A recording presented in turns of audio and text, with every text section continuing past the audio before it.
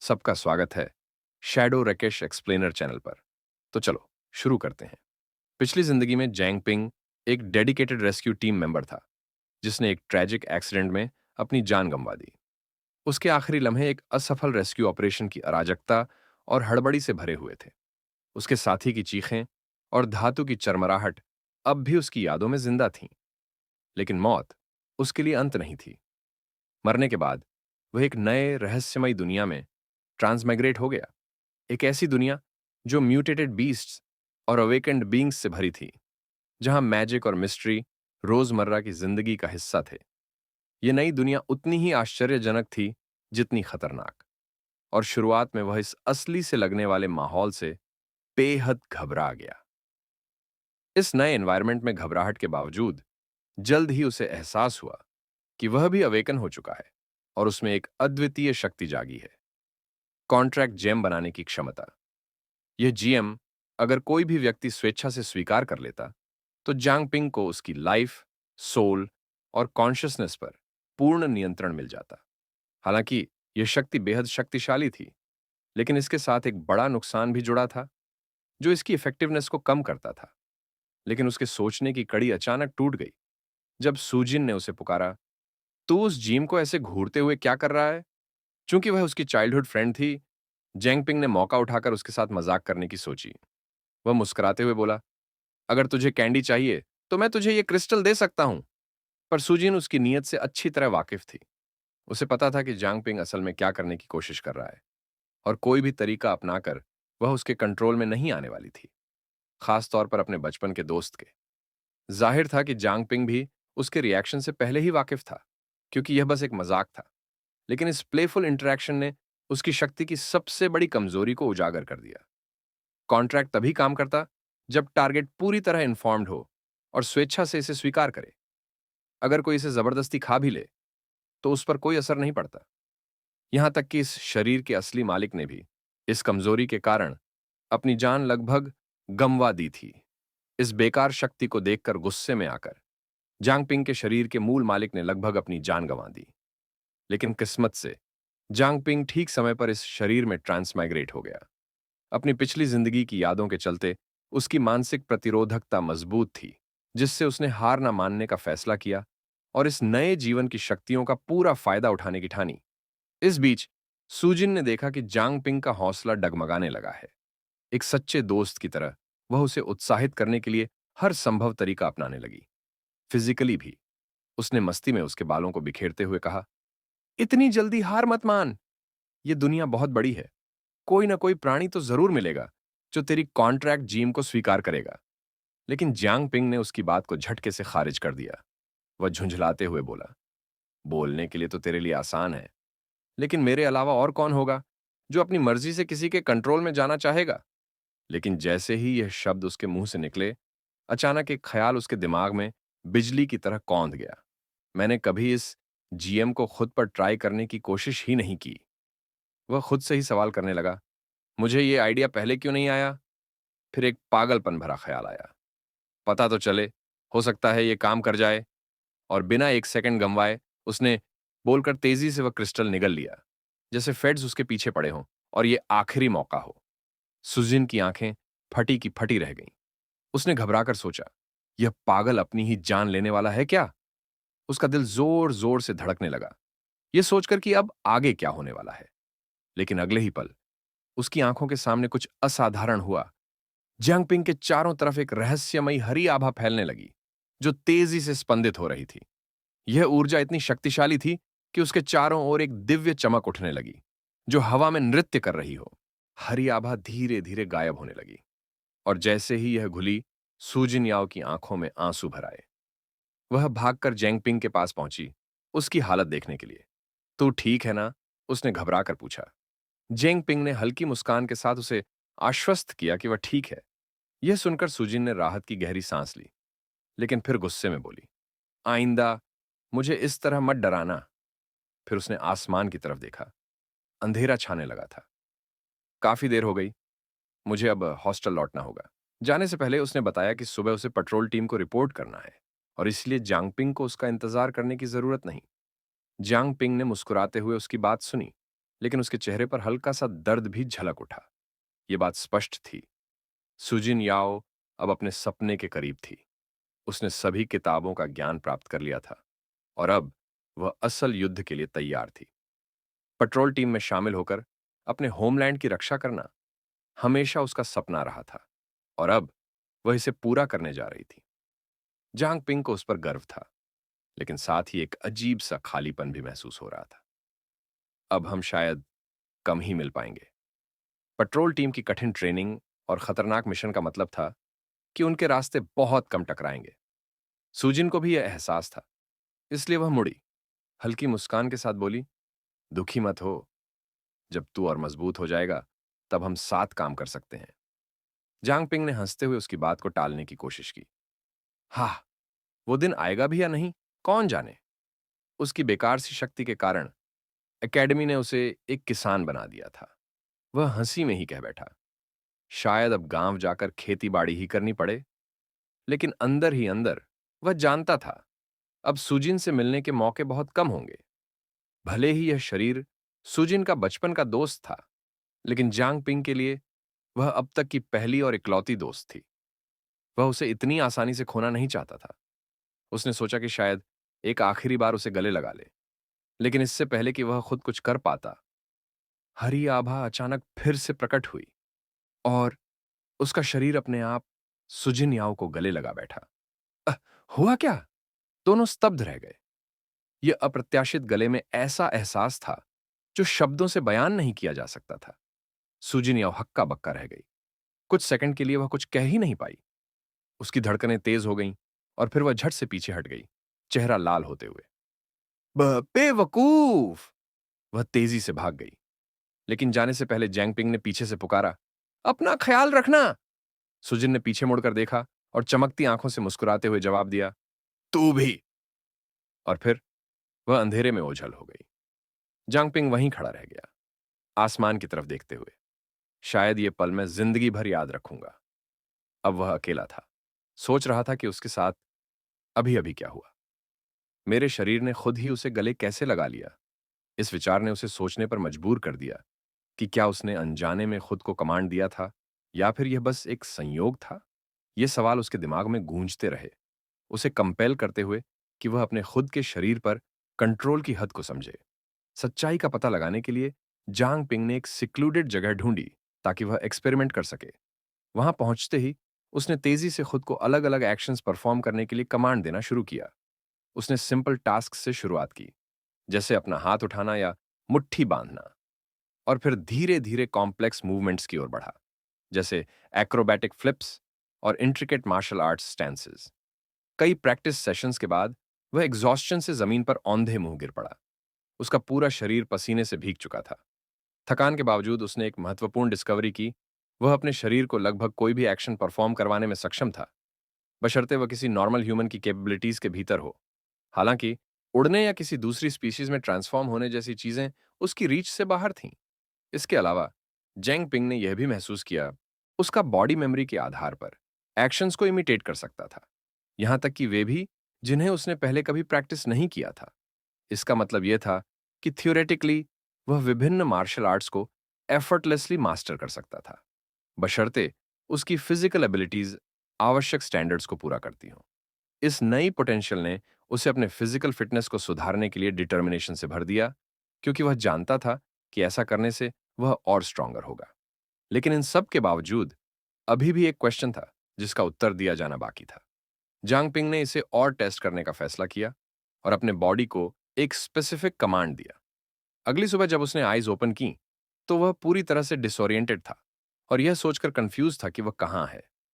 उसे सरप्राइज हुआ जब उसने खुद को कैफेटेरिया में एक राइस बोल के सामने बैठे पाया, जिसने उसे और भी कंफ्यूज कर दिया। लेकिन उसके लेग्स में आई सोरनेस ने उसे जल्दी ही याद दिलाया कि उसने सोने से पहले खुद को मॉर्निंग रन के लिए ऑर्डर दिया था। उसका बॉडी वास्तव में मॉर्निंग रन पर गया था, जबकि वह अनकॉन्शियस था। इस रियलाइजेशन ने जांग पिंग को बेहद एक्साइटेड कर दिया। उसका हाइपोथेसिस सही साबित हुआ। उसका बॉडी कमांड्स एग्जीक्यूट कर सकता था, भले ही उसका ब्रेन अनकॉन्शियस हो। यह मानो उसने कोई ऑटो फंक्शन अनलॉक कर लिया हो, एक अत्यधिक ओवरपावर्ड एबिलिटी। लेकिन यह सब too good to be true लग रहा था। उसने अराउंड लुक किया ये देखने के लिए कि क्या किसी ने उसकी अनयूजुअल एक्टिविटी को नोटिस किया था, लेकिन सभी लोग डिस्ट्रैक्टेड थे क्योंकि लुओ शू आ चुकी थी। शू स्कूल की ब्यूटी, जिसे उसके पीयर्स द्वारा एक गॉडेस माना जाता था, लेकिन इस एनकाउंटर में कुछ ऑफ लग रहा था और जियांग पिंग ने इसे जल्दी ही नोटिस कर लिया। जियांग पिंग की आईज वाइडन हो गईं जब उसे रियलाइज हुआ कि ब्यूटीफुल शू एक मॉन्स्ट्रस सीक्रेट हाइड कर रही थी। असल में वह एक मॉन्स्ट्रस फॉक्स थी जो बिना किसी रिगार्ड के कुछ भी डिवावर कर सकती थी। यह साइट किसी नाइटमेयर से कम नहीं था और जियांग पिंग कुछ नहीं कर सकता था सिवाय इसके कि वह क्वेश्चन करे कि कोई और इसे नोटिस क्यों नहीं कर रहा था। जबकि वह कंटिन्यू ईट कर रही थी, बाकी लोग ऐसे चीयर कर रहे थे जैसे वह बस वहां से पास बाय कर रही हो। इस ग्राफिक डिस्प्ले को देखकर Zhang Ping too stun to move था और प्रोफ्यूसली स्वेटिंग करने लगा। वह इसे सेंस मेक करने की स्ट्रगल कर रहा था, लेकिन दुर्भाग्य से उसकी रिएक्शन ने इस मॉन्स्टर का अनवांटेड अटेंशन आकर्षित कर लिया। उसी स्माइल के साथ वह उसकी ओर अप्रोच करने लगी।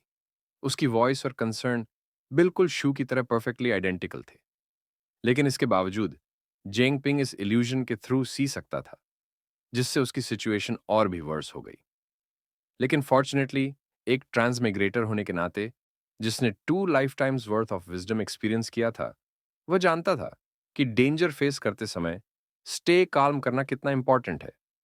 इसीलिए जब यह मॉन्स्टर क्लोजर ड्रॉ हुई और उसे टेस्ट करने के लिए क्वेश्चन किया, तो जियांग पिंग ने कंपोजर मेंटेन किया और कैजुअली आंसर दिया कि वह फाइन है और चिंता करने की कोई नीड नहीं है। इससे पहले कि मॉन्स्टर कोई रिस्पॉन्ड करती, उसने सीन एक्सक्यूज कर दिया, यह कहकर कि उसे क्लास अटेंड करनी है। इस नॉनशलेंट बिहेवियर ने मॉन्स्टर को उसकी परसेप्शन डाउट करने पर मजबूर कर दिया, जिससे उसे लगा कि शायद उसने जांग पिंग से फियर स्मेल मिस्टेक कर दी है। जैसे ही जांग पिंग वहां से वॉक अवे हुआ, उसे रिलीफ सर्ज महसूस हुआ, लेकिन उसके माइंड में अब भी एक ट्रबलिंग क्वेश्चन लिंगर कर रहा था। स्कूल में ये म्यूटेटेड मॉन्स्टर्स क्यों थे? क्या किसी और ने इन्हें नोटिस नहीं किया, या फिर वह हॉलुसिनेट कर रहा था? लेकिन जो भी हो, उसने इमीडिएटली रिपोर्ट करने का फैसला किया और वह फैकल्टी रूम रश करने लगा। लेकिन वहां पहुंचते ही वह एक और हॉरिफाइंग साइट से सामना कर बैठा। टीचर भी मॉन्स्टर ट्रांसफॉर्म हो चुका था और वह एक स्टूडेंट को अपना प्रे बना रहा था। इस साइट को देखकर पैनिक सेट इन हो गया और इसलिए जांगपिंग जितनी तेजी से हो सकता था फ्लड कर गया। आखिरकार वह स्कूल बिल्डिंग के टॉप पर पहुंच गया, जहां वह अपनी फ्रस्ट्रेशंस फ्रीली एक्सप्रेस कर सकता था। वह पैनिकिंग कर रहा था, पूरी तरह से कन्विंस था कि कुछ सीरियसली रॉन्ग है। वह इस बात को रिफ्यूज कर रहा था कि यह सब केवल उसके हेड में था। उसे लग रहा था कि यह हेल ऑन अर्थ है। जैसे ही उसने अपने थॉट्स वेंट किए, वह क्रिस्टल, जिसे उसने पहले कंज्यूम किया था, उसकी पॉकेट से नीचे गिर गया। तभी उसे रियलाइज हुआ कि वह इन म्यूटेटेड बीस्ट्स को केवल जिम ईट करने के बाद ही देख सकता था। अपनी ट्विस्टेड रीजनिंग और डेस्परेशन की वजह से वह नॉर्मल रिटर्न करना चाहता था, इसलिए उसने और कंज्यूम करने का फैसला किया, होपिंग कि इससे इफेक्ट्स रिवर्स हो जाएंगे। लेकिन रिजल्ट उसके एक्सपेक्टेशंस के ऑपोजिट निकला। जेम कंज्यूम करने से इसके इफेक्ट्स इंटेंसिफाइड हो गए। तभी अचानक एक सिस्टम विंडो अपीयर हुआ, जिसने पास में मौजूद रेड गू की अप्रेजल की। यह देखने के बाद कि वह सक्सेसफुली अप्रेज कर सकता था, सिस्टम ने उसे फुटेज रिप्ले करके दिखाया कि यह रेड गू वहां कैसे आया। फुटेज में उसने देखा कि एक फैकल्टी स्टाफ को एक मॉन्स्ट्रस फॉक्स ने अटैक कर दिया था। इसने जियांगपिंग को शॉक कर दिया और वह तुरंत बेंच लीप कर गया। लेकिन उससे भी ज्यादा उसे इस बात ने इंट्रीग किया कि वह सिर्फ जेम डिवावर करके एक अप्रेजल स्किल अवेकन कर सकता था। यह सब too good to be true लग रहा था, इसलिए उसने इसे और टेस्ट करने का फैसला किया। उसने इस अप्रेजल एबिलिटी का यूज खुद पर किया और उसे सरप्राइज हुआ कि यह वास्तव में वर्क कर रहा था। एक सिस्टम इंटरफेस अपीयर हुआ, जिसने उसका स्टैट विंडो दिखाया और कंफर्म किया कि उसने सच में न्यू स्किल अवेकन कर ली थी। यहां तक कि उसने उन स्किल्स को भी देखा जो उसने गेन की थी, जैसे कि लेवल 1 कॉन्ट्रैक्ट जेम, जिसे उसने पहले ऑब्टेन किया था। लेकिन उससे भी ज्यादा सरप्राइज करने वाली बात यह थी कि उसकी स्किल के लेवल्स थे। यह एक क्लियर इंडिकेशन था कि यह और स्ट्रॉन्गर ग्रो कर सकती है। इसके अलावा उसकी अप्रेजल स्किल उसे न केवल अपने वैल्यूज सी करने देती थी, बल्कि टारगेट्स पर अप्रेजल कंडक्ट करने की एबिलिटी भी देती थी। और सक्सेस रेट्स दोनों पार्टीज के स्ट्रेंथ कैप पर डिपेंड करती थी। इन डिस्कवरीज के साथ वह जानता था कि इसे वेस्ट नहीं करना चाहिए। इसलिए जेंगपिंग ने अपने नॉर्मल एक्टिविटीज रिटर्न करने का फैसला किया ताकि किसी को उस पर सस्पिशन ना हो। अपने डे के दौरान उसने अपनी करंट सिचुएशन एनालाइज की। वह ओन समन्ड बीस्ट और कॉन्ट्रैक्टर बन चुका था। वह केवल खुद के कंट्रोल में था, जिसका मतलब था कि उसका बॉडी और माइंड किसी भी एक्सटर्नल इंटरफेरेंस से इम्यून थे। इस वजह से कोई भी स्पेल्स उस पर इफेक्टिव नहीं थी और वह इन म्यूटेटेड बीस्ट्स की ट्रू फॉर्म्स को सी कर सकता था। ये म्यूटेटेड बीस्ट्स असल में हेवनली फॉक्सेस थे जिनके हाई लेवल्स थे और एक लेवल 1 के रूप में वह उनका मैच नहीं था।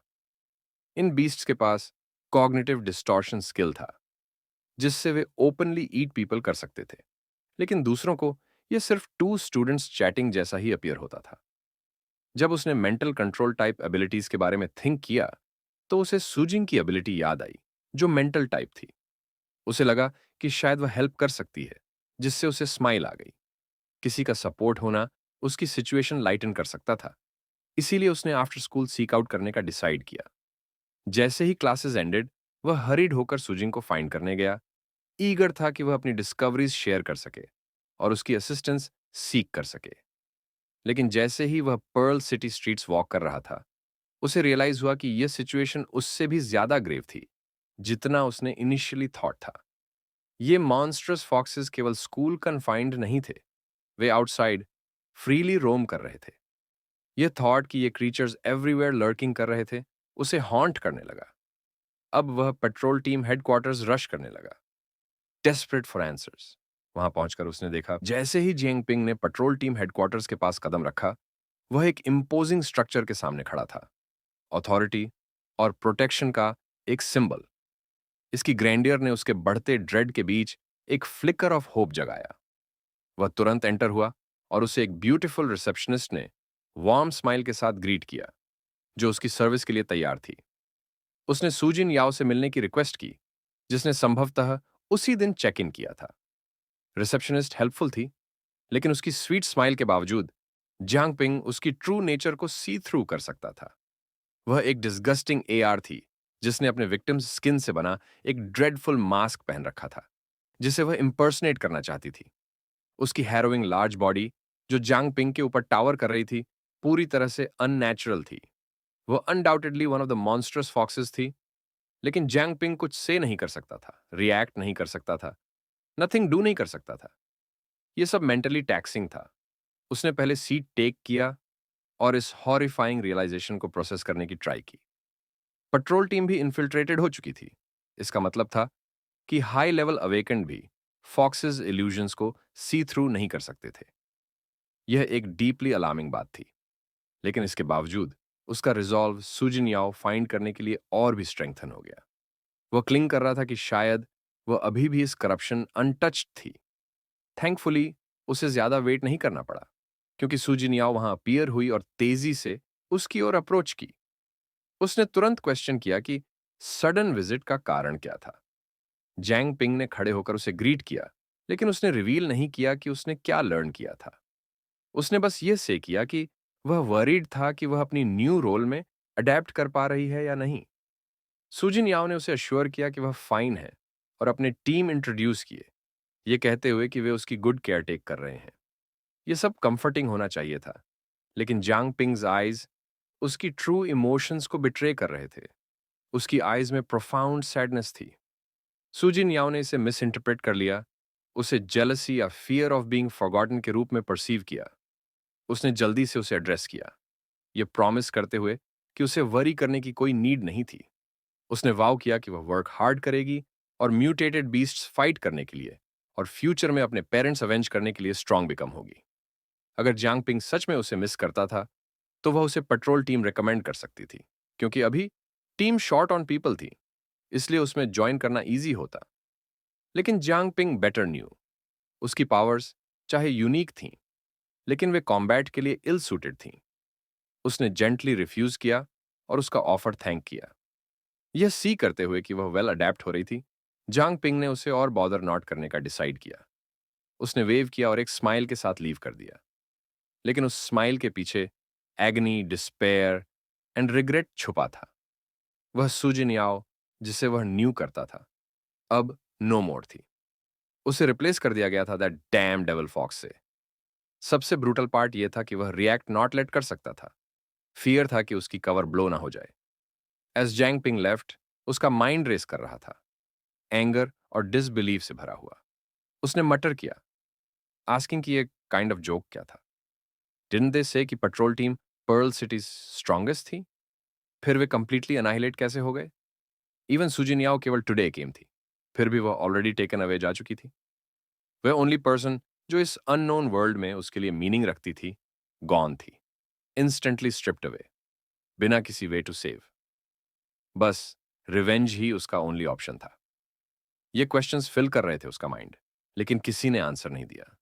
और अब यह क्लियर हो गया था, वह इस लड़ाई में पूरी तरह अकेला था। राक्षसों ने पूरे शहर में घुसपैठ कर ली थी। पर्ल सिटी के सभी लोग उनके लिए सिर्फ मवेशी थे, वह खुद भी। यह उसे रोक नहीं सकता था। उसके रक्त में इतनी प्रचंड नफरत प्रवाहित हो रही थी कि वह रुकने के लिए बाध्य नहीं था। इसलिए जोंग पिंग ने अपने संकल्प को दृढ़ रखते हुए आगे बढ़ना जारी रखा और कई घंटे की अत्यधिक केंद्रित मानसिकता के बाद उसने अपनी अप्रेजल टेक्निक का उपयोग करके अत्यंत महत्वपूर्ण इंटेलिजेंस उजागर कर लिया। पहली खोज यह थी कि अधिकांश मॉन्स्ट्रस फॉक्सेस मध्यम और उच्च स्तर की श्रेणी में आते थे, विशिष्ट रूप से एलिमेंट्री लेवल 1 से 9, इंटरमीडिएट लेवल 10 से 19, हाई लेवल 20 से एडवांस लेवल 30 से 39। फिर भी एक high level awakened petrol team भी उनकी फॉर्मिडेबल स्ट्रेंथ का सामना करने में असमर्थ थी। यह रेवलेशन भयावह था। दूसरी बात, उसने यह अवलोकन किया कि जिसने शियू को समाप्त किया था, वह लोमड़ी एक्सेप्शनली पावरफुल थी। यहां तक कि उसकी इंस्टिंक्ट्स ने उसे चेतावनी दी कि यदि उसने इसे अप्रेज करने की कोशिश की तो उसका स्थान कॉम्प्रोमाइज्ड हो सकता है। इससे यह संकेत मिलता था कि यह लोमड़ी या तो एक एडवांस्ड लेवल अवेकेंड थी या संभवतः किंग लेवल अवेकेंड, जिसकी सीमा लेवल 40 से प्रारंभ होती थी। यह स्पष्ट करता था कि ये दैत्याकार लोमड़ियां खुद से कहीं अधिक अवेकेंड वॉरियर्स को भी पराजित करने में सक्षम क्यों थीं? तीसरी खोज, सामान्य रूप से म्यूटेटेड बीस्ट्स के विपरीत डीमन फॉक्सेस में अत्यधिक कॉग्निटिव इंटेलिजेंस थी। वे स्वयं को कुशलता से डिस्गाइज कर सकते थे, जिससे वे मानव समाज में सहजता से घुल मिल जाते थे। लेकिन यह केवल एक सतही फसाड था। उनकी कनिंग डिसेप्शन के पीछे एक घातक खतरा छिपा था, जो केओस एंड डिस्ट्रक्शन फैलाने में सक्षम था, बिना किसी के संज्ञान में आए। चौथी महत्वपूर्ण जानकारी यह थी कि ये लोमड़ियां हमेशा उन्हीं टारगेट्स को प्राथमिकता देती थीं, जो या तो एक्सेप्शनली स्ट्रांग थे या समाज में हाई सोशल स्टेटस रखते थे।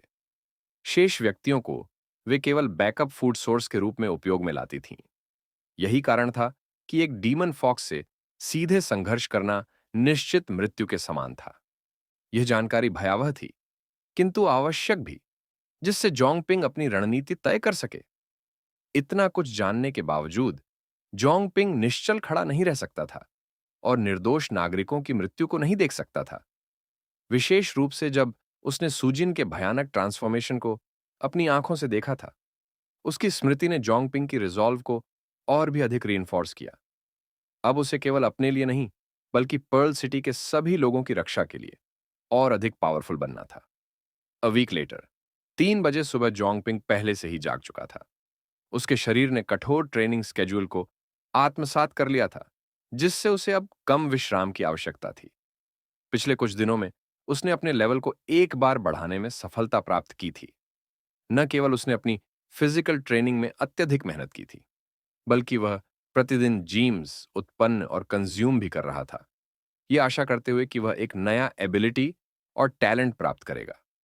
किंतु जब से उसने अप्रेजल टेक्निक प्राप्त की थी, तब से वह जो जीम्स बना रहा था, वे कलरलेस एंड इनइफेक्टिव हो गए थे। यह उसके लिए एक फ्रस्ट्रेटिंग सेटबैक था। किंतु आज अंततः उसे एक कलर्ड जीम प्राप्त हुआ। भले ही उसका रंग देखकर उसकी एपेटाइट खत्म हो गई, फिर भी उसने मन को विचलित किए बिना उसे कंज्यूम कर लिया।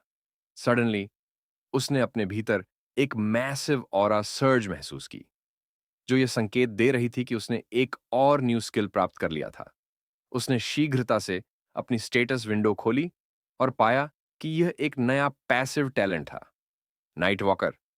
इस प्रतिभा ने उसे एनहांस्ड नाइट विजन प्रदान किया, सिग्निफिकेंटली रिड्यूस्ड प्रेजेंस, रात के समय greatly increase movement, speed, reduced body weight, complete invisibility in shadows. ये एक फैंटास्टिक पैसिव टैलेंट था जिससे वह रात में अनडिटेक्टेड रहकर जांच कर सकता था। इसके अलावा उसकी कॉन्ट्रैक्ट जेम एबिलिटी का भी लेवल अप हो चुका था, जिससे उसने यह अनुमान लगाया कि शायद हर बार जब उसका लेवल बढ़ेगा वह एक नए टैलेंट को जागृत करेगा। इस रियलाइजेशन ने उसमें एक्साइटमेंट भर दी। यदि यह सत्य था तो वह धीरे धीरे इनविंसिबल बन सकता था। इस न्यू फाउंड डिटर्मिनेशन के साथ जोंगपिंग ने तय किया कि अब उसे तुरंत अपने न्यू टैलेंट को परीक्षण में लाना होगा। कुछ ही क्षणों में वह दौड़ने के ट्रैक फील्ड में था। उसकी नई दृष्टि के कारण अंधकार में भी सब कुछ क्रिस्टल क्लियर प्रतीत हो रहा था। तभी उसने ट्रैक के किनारे एक पिक्यूलियर रिंग पड़ी देखी। इसकी अनयूजुअल डिजाइन ने उसे इसे निकट से जांचने के लिए विवश कर दिया। ये एक असैसिनेशन रिंग थी, जिसे पहनने वाला स्वयं को अनडिटेक्टेबल बना सकता था, जिससे सभी जीव अनकॉन्शियसली इग्नोर कर देते थे। जोंगपिंग जानता था कि इस प्रकार की आर्टिफैक्ट यूं ही नहीं गिराई जाती। उसने अपनी अप्रेजल टेक्निक का उपयोग किया और कुछ प्रयासों के बाद उसने इसके इतिहास और प्रीवियस ओनर के बारे में जानकारी प्राप्त कर ली। अपनी विजन में उसने एक डीमन फॉक्स को देखा जो शू के रूप में डिस्गाइज करके किसी अन्य व्यक्ति से मिल रही थी, जिसका यह रिंग थी। जोंगपिंग को यह संदेह हुआ कि हो सकता है कि यह रिंग ओनर लू का कोई प्रतिद्वंद्वी हो, लेकिन तुरंत ही उसने यह विचार डिसमिस कर दिया, क्योंकि लू एक ऑर्फन थी और उसका स्वभाव अत्यंत जेंटल था। तो क्या इसका मतलब था कि उसके अलावा पर्ल सिटी में कोई और भी इन मॉन्स्टर्स के विरुद्ध लड़ाई लड़ रहा था? लेकिन उसकी थॉट्स अचानक ही इंटरप्ट हो गईं जब उसने एक डीमन फॉक्स को दीवारों के पीछे से इमर्जिंग होते देखा। सौभाग्य से उसकी पैसिव एबिलिटीज ने उसे अनडिटेक्टेबल बनाए रखा। वह लोमड़ी स्पष्ट रूप से उस रिंग की तलाश कर रही थी, और जब उसे नहीं मिली, it was missing. Demon fox को सस्पिशन हुआ, कोई ना कोई डेफिनेटली यहां था, लेकिन नो डिसर्नेबल प्रेजेंस नहीं थी। अगर वे मेरे जैसे राक्षस से बचने में सफल हो गए तो वे मध्यम स्तर के जागृत या उससे ऊपर होने चाहिए। यह सोचते ही लोमड़ी ने सिनिस्टर टोन में बड़बड़ाया, it seems like I will have to inform his royal highness. यह सुनकर जोंगपिंग को समझ आ गया कि डीमन फॉक्सेस ने यह रिंग जानबूझकर एक बेट के रूप में छोड़ी थी, लेकिन अगर वह इसे वापस रखता तो यह और भी सस्पिशियस लगता। इसलिए उसने इसे अपने पास रखने का डिसीजन किया। 5:36 सुबह, जोंगपिंग्स अपार्टमेंट। जोंगपिंग अपने अपार्टमेंट में लौट आया, हाल की इवेंट्स और इस आर्टिफैक्ट पर कॉन्टेम्पलेट करने लगा। यह रिंग न केवल उसकी स्ट्रेंथ बढ़ा रही थी, बल्कि उसे एडिशनल एडवांटेजेस भी प्रदान कर रही थी। Looks like things are getting good, उसने सोचा। लेकिन यह तो केवल उसकी असम्पशन थी। रियलिटी में चीजें बहुत ज्यादा ग्रिटी होने वाली थीं। एन अनएक्सपेक्टेड इंटरवेंशन अचानक एक इथीरियल प्रेजेंस ने उसका नाम पुकारना शुरू किया। जोंगपिंग पूरी तरह से स्टार्टल्ड हो गया और चेयर से लगभग गिर पड़ा, लेकिन यह गोस्टली प्रेजेंस उसे छुपने के लिए अर्ज कर रही थी। फिर भी वह शॉक में था और इस मिस्टीरियस वॉइस के सोर्स को आइडेंटिफाई करने में ज्यादा कंसर्न्ड था। कोई और ऑप्शन न बचने पर उस गोस्टली एंटिटी ने अपनी पावर्स का यूज करके उसे काम किया और उसे वार्न किया कि उसके एनिमीज पहले से ही बिल्डिंग में मौजूद हैं और वे ग्रुप्स में मूविंग कर रहे हैं उसे एम्बुश करने के लिए। 5:40 सुबह, डीमन फॉक्सेस उसके रूम में इन्फिल्ट्रेट कर चुके थे, लेकिन जोंगपिंग अभी भी पजामास में था और बेड पर पीसफुली स्लीपिंग। विरोधी जोंगपिंग के कक्ष में दाखिल हुए, शिकारी मुस्कान के साथ उसे एनसर्कल कर लिया। वे इंट्रीग्ड थे, यह सत्यापित करने के लिए कि क्या वह वास्तव में उतना ही फॉर्मिडेबल और प्रोफाउंड व्यक्ति था जितना उन्होंने स्पेक्युलेटेड किया था। अपनी आक्रामक ऊर्जा को अमैस करते हुए उन्होंने एक ही डेवास्टेटिंग प्रहार में उसे एनाहिलेट करने का संकल्प लिया। किंतु उनके अस्टॉनिशमेंट की पराकाष्ठा तब हुई जब उनका तीव्र आघात उसके चेहरे से मात्र कुछ इंच की दूरी पर हवर करने लगा, और फिर भी जैंगपिंग अनपर्टर्ब्ड और ओब्लिवियस नींद में लीन रहा, पूर्णतः संकट से अनअवेयर। उसकी डिमीनर में न तो किसी विजिलेंस की झलक थी, न ही भय की कोई ऑरा, न ही कोई रिएक्शन जिसने इंट्रूडर्स के विश्वास को डिसरप्ट कर दिया। उन्हें संदेह हुआ कि क्या वास्तव में वही व्यक्ति वह एनिग्मेटिक अंगूठी का कस्टोडियन था। अगर वह होता तो वह इतनी सीरीन नींद में नहीं होता। वह खतरे को डिसर्न कर अपनी जान बचाने के लिए रिटेलिएट करता। Moreover, leader of the foxes को कक्ष में कहीं भी उस मिस्टिकल अंगूठी की प्रेजेंस महसूस नहीं हुई, जिससे उसका संदेह और भी फोर्टिफाई हो गया कि वे गलत व्यक्ति के पीछे पड़े हैं। इसलिए उसने अपने रेजर शार्प क्लॉज को रिट्रैक्ट कर लिया और अपने सबॉर्डिनेट्स को सिग्नल किया कि वे पीछे हटें। लेकिन यह निर्णय उसके अनुयायियों को बैफल और डिसग्रंटल कर गया, खासकर जब वे पूरी तरह कन्विंस्ड थे कि जैंग पिंग ही कल्प्रिट था। उन्होंने यह डिड्यूस किया था कि वह प्रतिदिन सुबह जॉगिंग के लिए जाता था, लेकिन आज नहीं गया, जिससे कुछ अमिस लग रहा था। परंतु मॉमी फॉक्स को यह रवैया पसंद नहीं था, खासकर जब उसने पहले ही अपना वर्डिक्ट सुना दिया था। उसे लगने लगा कि उसके अनुयायी उसके साथ कुछ ज्यादा ही कंप्लेसेंट हो रहे हैं। इसलिए उसने अपनी पियर्सिंग आंखों से उन्हें घूरा और स्पष्ट कर दिया कि यह इनसिग्निफिकेंट बीइंग किसी भी प्रकार का थ्रेट नहीं है। उसने केवल 1 सप्ताह पहले ही अपनी सुबह की एक्सरसाइज रेजिमेंट शुरू की थी, और ह्यूमन नेचर को देखते हुए अधिकतर लोग किसी चीज से इंस्पायर्ड होते हैं, पर जल्द ही रिवर्ट कर अपनी कंफर्ट जोन में लौट जाते हैं।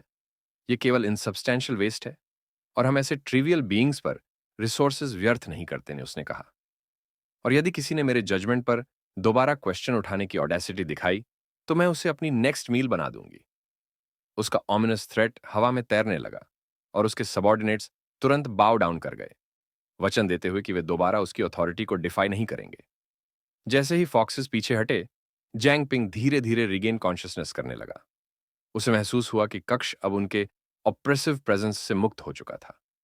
उसने अपनी सांसें स्टेबलाइज करने की कोशिश की, और फिर धीरे धीरे अपने मुंह से वह रिंग बाहर स्पिट आउट की, जिसे उसने इतनी चालाकी से कंसील किया था। उसका ऑर्डियल अत्यंत हैरोइंग था, और उसका हृदय तेजी से पाउंड करने लगा, किंतु वह ग्रेटफुल था कि वह अभी भी अलाइव था। लेकिन जैसे जैसे वह रीसेंट इवेंट्स पर रूमिनेट करने लगा, उसे सूजिन याओ की आवाज सुनाई देने का विविड रिकलेक्शन हुआ, जिससे वह डिसहार्टेंड हो गया। लेकिन उसने तुरंत इसे केवल एक हेलुसिनेशन मान लिया, उसके दिमाग की एक प्लॉय जो उसे स्थिति से कोप करने में मदद कर रही थी। वह जानता था कि वह अपनी इमोशंस को अपने जजमेंट पर हावी नहीं होने दे सकता। उसने खुद को यह रिजॉल्व करने के लिए प्रेरित किया कि वह अपने सेंटिमेंट्स को पूरी तरह सप्रेस करेगा, और केवल ऑगमेंटिंग अपनी शक्ति पर ध्यान केंद्रित करेगा, ताकि वह सूजिन याओ का एवेंजर बन सके। लेकिन उसे सावधान रहना था।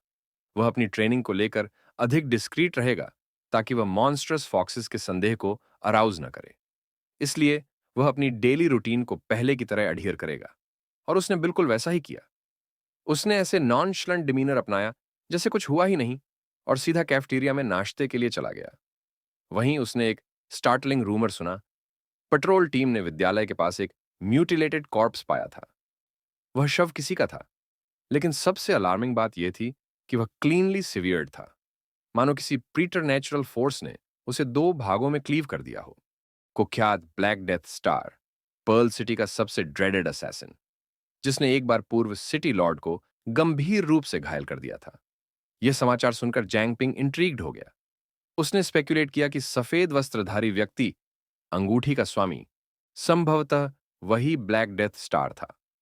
और यदि शहर का सबसे नोटोरियस हत्यारा इतनी एफर्टलेसली पराजित हो गया, तो इसका अर्थ था कि वह लोमड़ी, जो लू शियू के रूप में डिस्गाइज्ड थी, असाधारण रूप से फॉर्मिडेबल थी। साथ ही शव को सार्वजनिक रूप से प्रदर्शित करने का उद्देश्य केवल हत्या नहीं था। यह एक ऑमिनस मैसेज था, एक डिलिबरेट प्रोवोकेशन। यह स्पष्ट संकेत था कि हत्यारा कोई सामान्य मानव मर्डरर नहीं था, बल्कि उन रहस्यमयी रिबल्स में से एक था जो फॉक्सेस के डोमिनेशन का विरोध कर रहे थे। जंगपिंग यह कदापि नहीं होने दे सकता था। यदि कोई गुप्त संगठन इन मॉन्स्ट्रस फॉक्सेस के खिलाफ रेजिस्टेंस कर रहा था, तो वह उनका इरेडिकेशन करने की अपनी एस्पिरेशन में अकेला नहीं था। यह गुप्त संगठन शायद उसकी ओनली होप था। इसीलिए उसे उन्हें वास्तविक शत्रु की ट्रू नेचर और उनकी योजनाओं के बारे में फोरवार्न करना आवश्यक लगा। लेकिन इससे पहले कि वह कोई इनिशिएटिव लेता, उसे एहसास हुआ कि दोनों पक्ष निश्चित रूप से हाई अलर्ट पर होंगे। यदि उसे जीवित रहना था, तो सबसे पहले उसे अपनी सेल्फ डिफेंस के लिए उपयुक्त इक्विपमेंट जुटाने की आवश्यकता थी। इसी रिजॉल्व के साथ अपनी कक्षा समाप्त होने के तुरंत बाद उसने सीधे मार्केट डिस्ट्रिक्ट जाने का निर्णय लिया, जहां वह एक ब्लैकस्मिथ शॉप की तलाश करेगा। लेकिन जैसे ही वह वहां पहुंचा, उसने पाया कि अधिकांश स्मिथीज भी फॉक्सेस द्वारा संचालित थे। हालांकि उसने जल्दी ही नोट किया कि यह लोमड़ी मात्र एक लो टियर फॉक्स थी। जैंग पिंग ने इस अपॉर्चुनिटी को भुनाने का निर्णय लिया और अपनी अप्रेजल स्किल का उपयोग किया। प्रारंभ में उसकी कोशिशें फ्यूटाइल रहीं, लेकिन उसकी परसिस्टेंस आखिरकार रंग लाई। जब उसने इस कौशल का 100 बार उपयोग कर लिया, तो उसकी एलिमेंट्री ग्रेड क्षमता इंटरमीडिएट लेवल तक इवॉल्व हो गई। इस अपग्रेड के साथ अब जैंगपिंग अपने विरोधियों की ग्रोथ पोटेंशियल को एनालाइज कर सकता था। उसने उस ब्लैकस्मिथ पर नजर डाली जिससे वह सामान खरीदने की सोच रहा था, और पाया कि उसका ग्रोथ वैल्यू किसी ट्रू साइड कैरेक्टर की तरह था। कोई पोटेंशियल नहीं, कोई फ्यूचर प्रोग्रेशन नहीं। हालांकि उसका स्तर अभी भी लेवल 15 था, जो जैंगपिंग से अधिक था। इस निष्कर्ष पर पहुंचकर कि यहां ज्यादा लिंगर करना रिस्की हो सकता है, उसने चुपचाप वहां से निकलने का निर्णय लिया ताकि यह लोमड़ी उस पर शक न करे। उसकी टॉप प्रायोरिटी अब किसी ऐसे स्टोर को खोजना था जो मॉन्स्टर्स के नियंत्रण से बाहर हो। कुछ ही समय बाद जैंग पिंग सेकंड स्मिथी पर पहुंचा, लेकिन वहां कुछ कमोशन हो रहा था। यह देखकर उसने मामले की इन्वेस्टिगेशन करने का निर्णय लिया। जैसे ही वह करीब पहुंचा, उसने देखा कि एक हसलर एक डिफेंसलेस ओल्ड मैन को इंटिमिडेट कर रहा था। वह तलवार को ऐसे लहरा रहा था मानो वह कोई लग्जरी आर्टिफैक्ट हो, और डेस्परेट बूढ़े व्यक्ति से इसे खरीदने के लिए प्रेशर डाल रहा था। हसलर ने मॉकिंग टोन में उसे डिस्काउंट की पेशकश तक कर दी, उसके अपीयरेंस को देखकर, जो कि अटर डिसरिस्पेक्ट थी। लेकिन यह ओल्ड जी कोई आम आदमी नहीं था। वह इस गेम में इस स्कैमर से कहीं पहले से था। उसने चालाकी से प्ले अलोंग करने का निर्णय लिया, जानबूझकर मिसअंडरस्टैंड करने का नाटक किया और कैजुअली धुएं की फुहार हसलर के चेहरे पर ब्लो कर दी। एक सटल येट बोल्ड डिफायंस का प्रदर्शन। इससे वह ब्लॉन्डी हसलर तुरंत इन्फ्यूरिएटेड हो गया, और एक ट्रू स्कैमर की तरह वह हसलर अचानक लैश आउट करने लगा। उस ओल्ड मैन को उसकी सपोज्ड इनकॉम्पिटेंस के लिए बिरेट करने लगा। लेकिन इससे पहले कि स्थिति और अधिक एस्केलेट होती, जैंगपिंग ने इंटरवीन करने का निर्णय लिया। वह आगे बढ़ा, हसलर के हाथ से वेपन छीना और तुरंत अपनी अप्रेजल स्किल का उपयोग किया। लेकिन जो उसने देखा, उसने उसकी अपेक्षाओं को भी सरपास कर दिया। यह तलवार पहले से भी अधिक वर्थलेस थी जितना उसने सोचा था। इसकी क्वालिटी मीडियोकर थी, और ऊपर से यह पहले ही ब्रोकन हो चुकी थी और पुअरली रिपेयर्ड थी, जिससे यह पूरी तरह यूजलेस बन चुकी थी। जैंग पिंग की रिएक्शन देखते ही ब्लॉन्डी हसलर को समझ आ गया कि उसका स्कैम अब एक्सपोज्ड हो चुका है। वह जल्दी से वेपन वापस स्नैच करने की कोशिश करने लगा, लेकिन उसकी हेस्ट में वह पहले से ही फ्रैजाइल सोर्ड को 2 टुकड़ों में स्नैप कर बैठा। फिर भी ब्लॉन्डी में विक्टिम मेंटालिटी कूट कूट कर भरी थी। अपनी रेपुटेशन सैल्वेज करने के लिए उसने तुरंत जैंग पिंग को इसके लिए ब्लेम करना शुरू कर दिया और खुद को गुड गाय साबित करने का प्रयास करने लगा। अब जब वह मॉरली खुद को हाई ग्राउंड पर समझने लगा, तो उसने जांग पिंग को एक लेसन सिखाने की वाव ली। उसने बोस्ट किया कि वह मास्टर मा का डायरेक्ट डिसाइपल है, जो कि शिंगी मार्शल आर्ट्स स्कूल का रिनाउंड मास्टर था, और अब जंगपिंग को मिंगी स्पेशल का स्वाद चखना पड़ेगा। फिर ब्लॉन्डी हसलर वॉल्स से उछलता हुआ ब्लेजिंग स्पीड से जैंग पिंग की ओर रश करने लगा, जिससे वह उसे कंफ्यूज कर सके। उसके चारों ओर मल्टीपल आफ्टर इमेजेस प्रकट होने लगे, जिससे ऐसा इल्यूजन बना कि वह हर एंगल से हमला कर सकता है। लेकिन unfortunately for him, Zhang Ping की अप्रेजल स्किल पहले ही लॉक्ड इन थी। उसने तुरंत असली ब्लॉन्डी को पहचान लिया, लेकिन जांग पिंग बिना किसी हेजिटेशन के एक जोरदार थप्पड़ जड़ देता है, और ब्लॉन्डी हसलर हवा में घूमता हुआ क्रैश होकर जमीन पर गिर जाता है। तो गाइज, क्या लग रहा है आपको ये एपिसोड?